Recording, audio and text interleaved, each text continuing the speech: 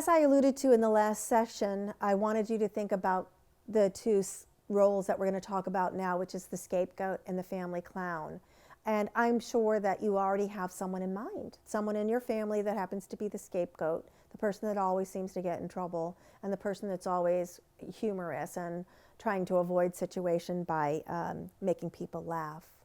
So the scapegoat, usually they feel the safest causing trouble, bringing attention to themselves negatively. They like that. They really like to stir things up anyway, and they feel safe being defiant.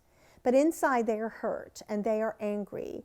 And so the defiance helps them express their anger and get attention for themselves, even though the attention might not be the most positive. It's actually very negative. But they can never live up to the older child, and so they just stop trying, or they try to do this through their own accomplishments by showing the world what they are good at. So in order to do this, in order to have self-worth, they act out. And as a result, a lot of these kids have a high risk of suicide, a high risk of addiction, a high risk of pregnancy, a high risk of getting people pregnant. They have a lot of problems in schools. And it's just how they function in school. And every one of us knows one of these kids. I'm sure you can put a name to it right now.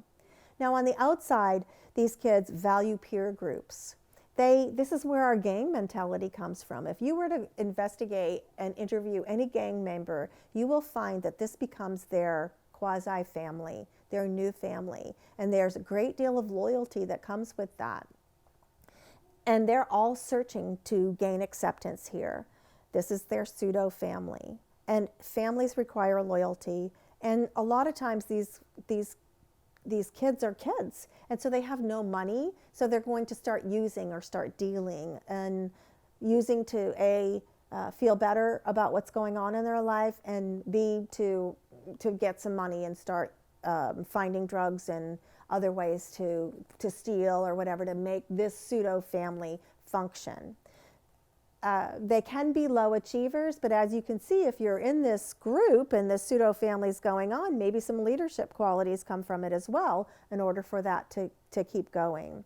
And the despair, the defiance is, notice me. However I can get this attention, just please notice me. So the purpose of this is to take the blame, the focus off of the dependent person. So if somebody had a child like this, you would say, this is why I drink, this is why I use, because I've got this kind of kid that's constantly getting in trouble. They are the new person to blame. And the payoff for this child is negative attention. They don't care if it's negative or positive, they want the attention. Now, without help, this child may have some unplanned pregnancies, children very young, not be able to get through school because they can't focus on their schoolwork. And unfortunately, a lot of these kids are the ones that end up in our prisons. And if we were to be able to go into our prisons and do some in-depth work with these people and help them see where their gifts and talents are, we would see some better recovery and not recidivism once they get out of jail. Now, with help, these are the people that you want to be your counselors. They are wise, they're courageous, they take risks that most people won't. And they can always catch you in your game too, because been there, done that. I know what you're thinking and doing because I did the same thing. They are able to see reality, and they are the people that you want to see that become your good counselors. So each one of these roles has some wonderful gifts if we take the steps to get out of the consequences that are occurring as a result. And the possible price that they pay is addiction. And it can be turned around. Okay, the last and final, and these are not in any order as well, but the final one we're going to talk about is the family clown or the mascot. And their main goal, they feel the safest being amusing and creating distractions for people. I don't want you to deal with this. I don't like conflict, so I am going to do everything I can to keep people from hurting. I don't want to see anybody hurt. And so the core feelings that are going on for these people are fear and anxiety. They feel confused. They're not getting a lot of the information because people don't trust that they're going to be serious because they're constantly being silly. They're constantly providing that amusement, so they don't take them seriously, and therefore information's not given to these kids.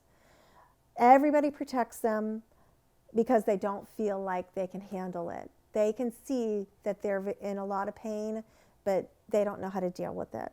So they feel the safest making people laugh.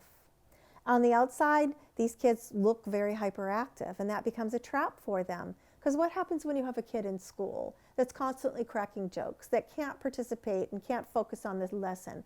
What does the teacher do? Go to the counselor. I'm going to have the counselor call your parent. You need to be put on ADD medicine. You're too hyper. When, in fact, if we could just, and I'm not saying there isn't kids that deal with ADD or ADHD, but a lot of times if we just deal with these core feelings and give them tools to deal with and find out why they're always cracking jokes and causing distractions, we probably wouldn't need as much medication. So they're constantly attracting attention. They do this through humor. They tease, they clown around, and the last thing they would want to do is hurt your feelings. But they have this fine line that they can cross very easy from clowning around and trying to make you feel funny to hurting your feelings. And the last thing they want to do is hurt your feelings. So sometimes this puts them in a position where they're slow learners because they can't focus.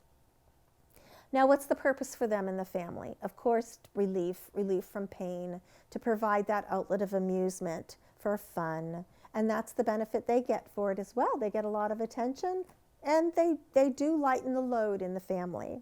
So what happens if they don't get help? These people are ones that are with a lot of phobias, fearful of bridges, fearful of authority figures, fearful of babysitters. So a lot of these fears can turn into phobias. That is a much bigger issue that we end up treating.